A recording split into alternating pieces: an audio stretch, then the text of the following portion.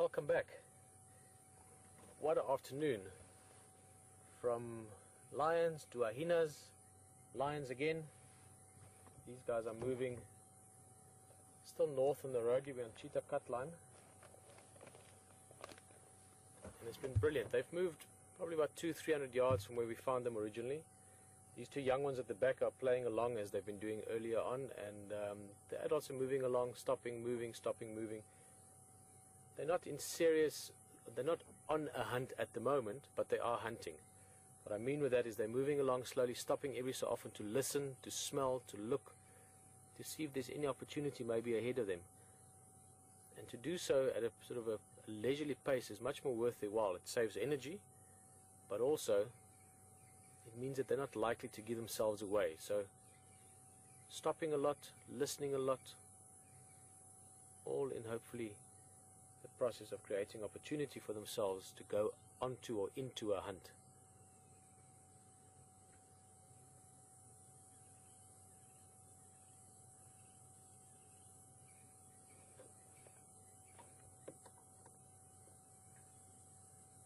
I'm going to move a bit closer to them. Stunning view, beautiful little road just weaving through the trees here.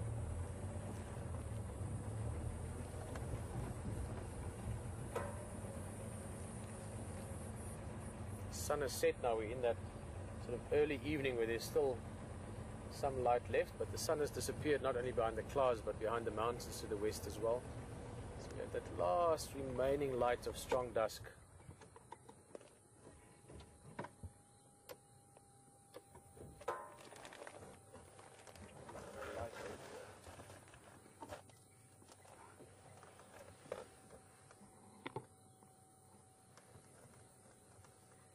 Love those black marks behind the ears. Very visual cues. We could see them earlier when they walked down the road away from us. You could so easily pick out each individual's position. Great for lions moving in pride formation like this, to see each other from behind. You can compare it to, I always compare it to the brake lights on cars.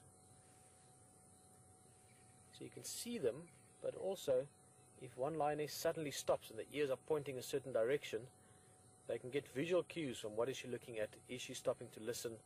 Is she listening to the side or forwards and so on? So there's a lot of important communication. There's another little stalk from the youngster. Wait. Lots of this practicing. They continuously just sticking behind the herd a good 50 to 100 yards. And there they can play a bit because the herd, sorry, the pride. So I'm just really excited to see this.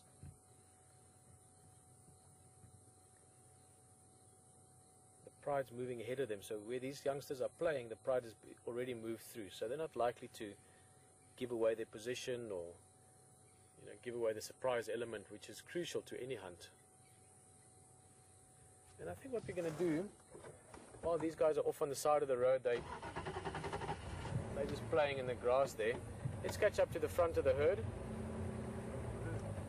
I keep saying herd, sorry man, my mind's in a few different places at the moment. I'm just really happy to find these lions, and I'm hoping that we can stay with them signal wise. I'm just going to go past these young ones. Hello guys.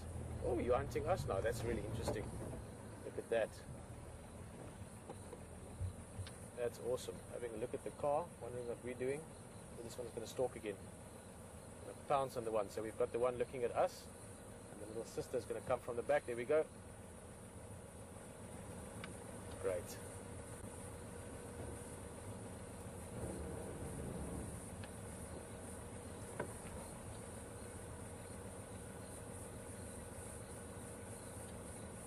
Difficult to decide where to look. Let's go look at the adults quickly. I want to see what their mood is. These youngsters will catch up to us again just now. Going again. Oh, look at this, look at this. Chasing us. Yes, they're coming up ahead of you now.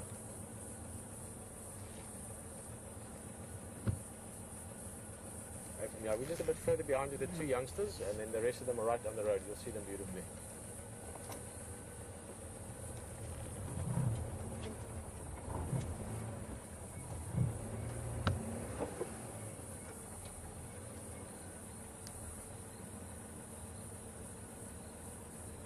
Important to realize that for these cats, like most of the wildlife in this area, vehicles are part of their daily routine. They see us the same as they see elephants and trees, and just natural part of the environment. They know that we're not threatening.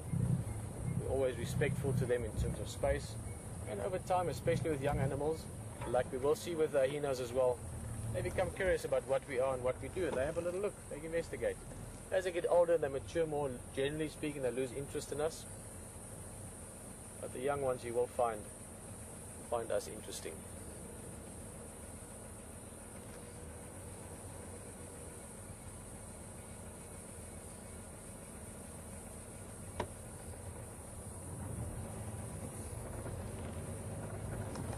Sorry, bumpy road. I'm going to get back on the track to give us a slightly smoother ride.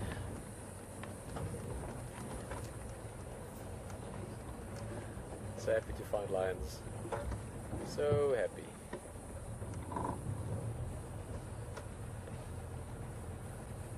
Oh, the one in the front lip there is hiding behind the... Hey.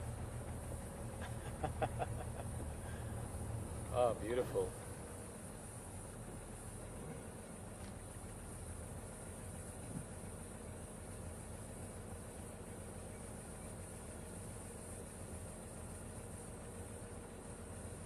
Tripping the back legs, probably the most important or first move in a hunt. If you're chasing the prey, trip it up so you can get it down, and then take it from there. I was just going to...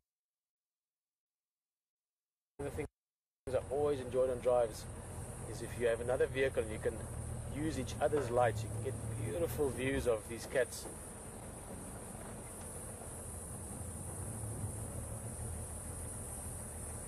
That's Chris Vickle. He's a really nice guy, very passionate about wildlife, like all the guys. Yeah.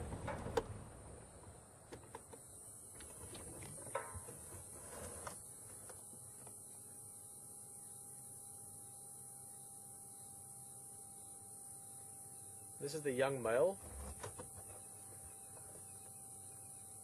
For the moment he's still tolerated. In fact, I saw Matimba with him, the big dominant males of the area, and they were very tolerant with him. So he's probably got another few months to be with the pride. But inevitably he will be pushed out by the dominant males and he will become a nomad.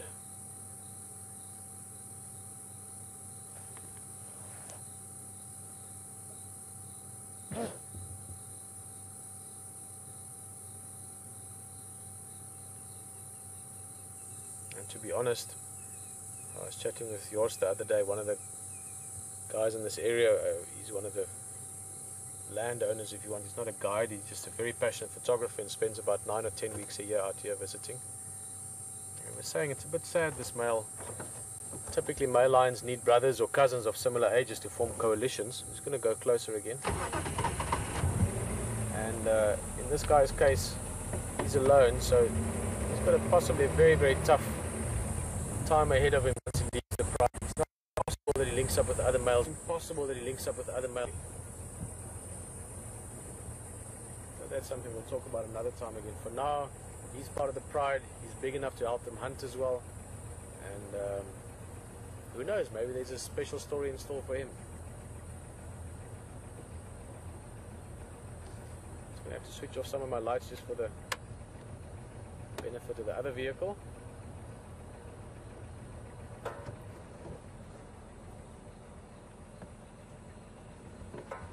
Oh, two on the road playing there. This is sort of that time of night when it's not day or night, it's sort of in between.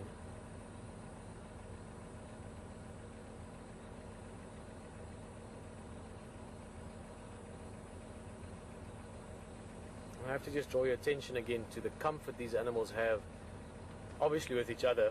They are very, very closely knit units, these prides, but especially with the vehicles. There is no concern, no worry, no fear, intimidation, anything like that, no aggression from them towards us or because of us. So it really has been... Oh, look at that other by the vehicle there, Brian. That young male is walking right up to the vehicle, stopping to have a look at them there, but curious. That's amazing. I'm sure there's a few people that must remember to breathe again when the lion walks on. I've seen that a few times, how people just stop breathing when a big cat like that comes and stands right next to you. His shoulder height is about the same height as the door frame. Oh, there's another stork waiting here on the left. There's one hiding in the grass. Let's get a bit more light on there. Look at that. Practice for hunting down the line. Wow! Gotcha. They've done this already 10 or 15 times, just this first part of the time we've spent with them. Constantly practicing. There's the tripping behavior again. Always practicing.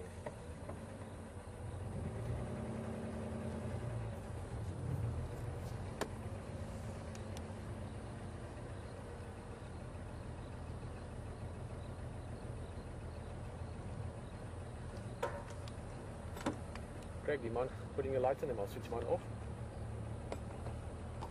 Look at this. This is what I meant with playing with the lights. That's not from the other vehicle.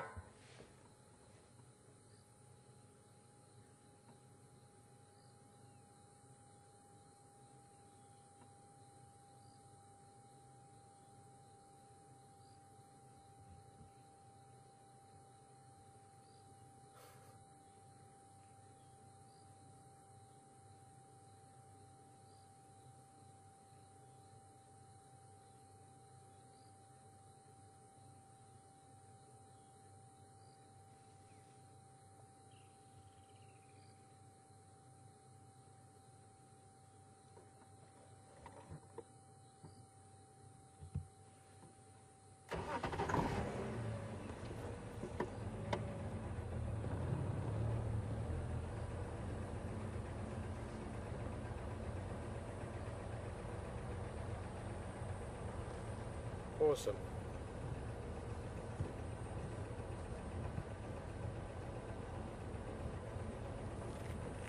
Quickly say hello to Craig and follow them along.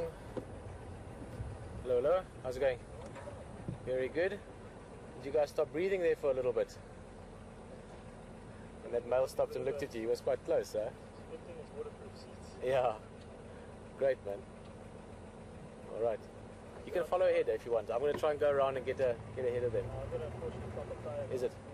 Okay, cool. All right, well, we're going to stick with them. We'll let you know if anything happens. Nice haircut. All right. Cheers, guys. Have a lovely time. Bye-bye. A big smile on the back of that vehicle. You can see a few of those people took a few deep breaths, I think, when that lion stopped next to them. You must realize that even in these big 4x4s that we're driving, and these big lions, big males stop next to you, and they lift their heads up to look at you. Their heads are high as of the car, and again, it's 100%. They have very experienced guides that know their wildlife. Oh, look at that! Look at that! But nonetheless, when you've got a 450-pound cat looking at you, it is quite easy to start feeling like a mouse.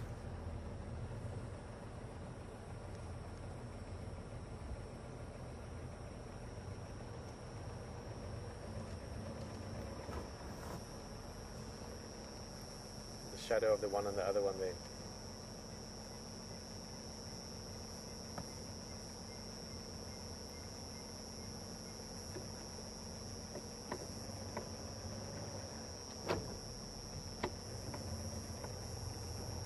The rest of the pride stopped for now, a little bit further up ahead, so maybe these youngsters will actually catch up with him.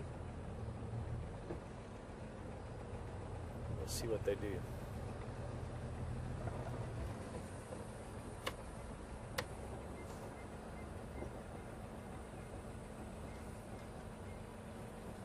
There you can see up ahead.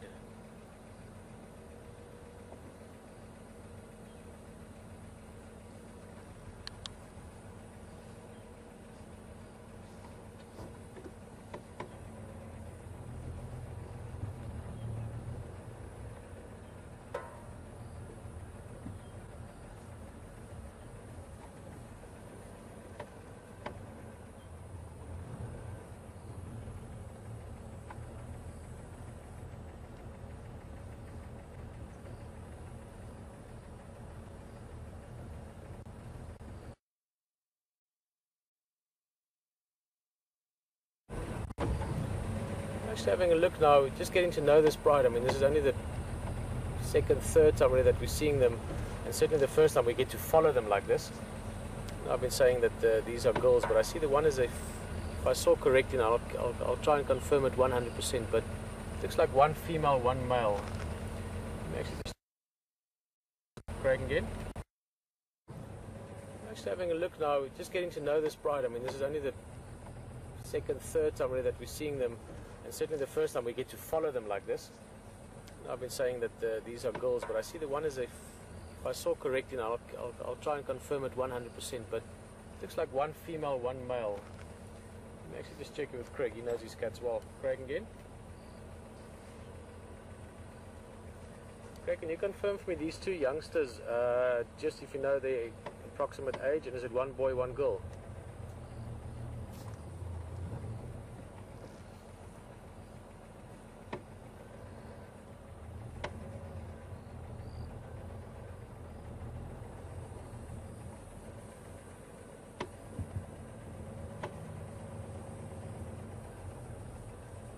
Copy.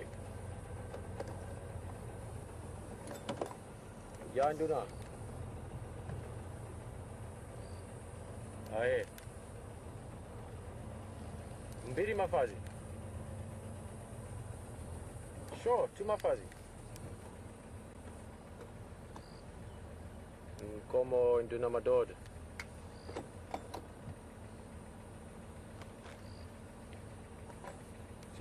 For next week, you must help me. We find Karula.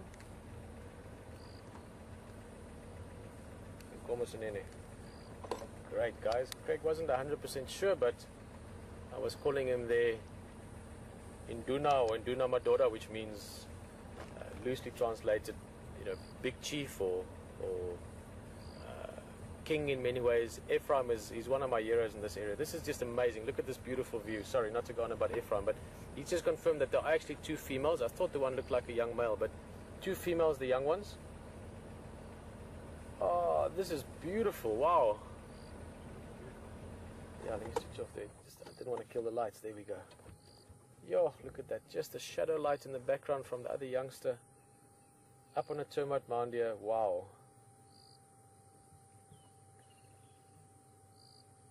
Sorry, I'm just... Brian is loving this.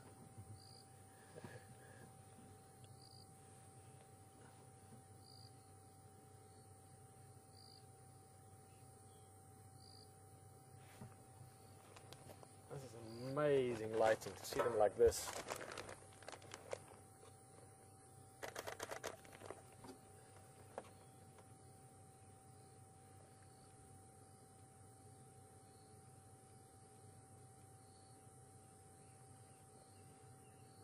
There's one off to the left somewhere, so there's another stork and pounce coming perhaps.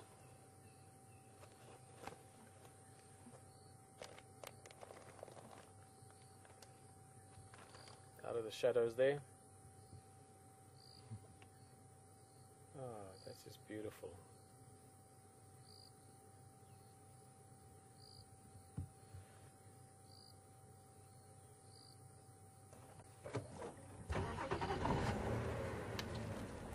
Right, well, let's catch up to them. They're heading up to our northern boundary. We're very lucky that we caught them up in the corner of where we can go. We'll see how long we can stay with him. Let's get back to Ephraim quickly. He's a great guy, and I would love to introduce him to you guys sometimes. I consider him a very close friend. I must ask him again how long this area, but 20, 30 years perhaps. He knows this area literally like the back of his hand. He's by far or a far above average tracker. Very, very good tracker. And understands animals really well, but he just confirmed for me that it's two females, these young ones. And it's always interesting in these areas, even if you get guides that are working here day to day, sometimes they're not a hunter. Also, they see pride. These guys see about 4 or 5 different prides of lion, many different leopards. But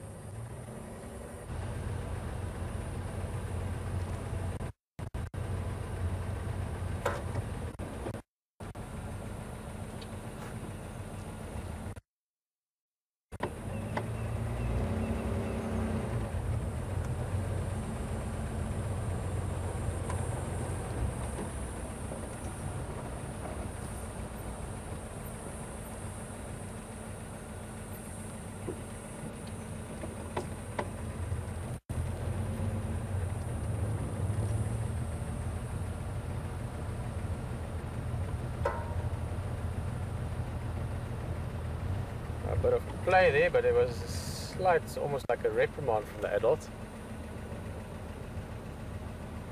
You can see the youngster there pulling back the ears slightly. It is all play.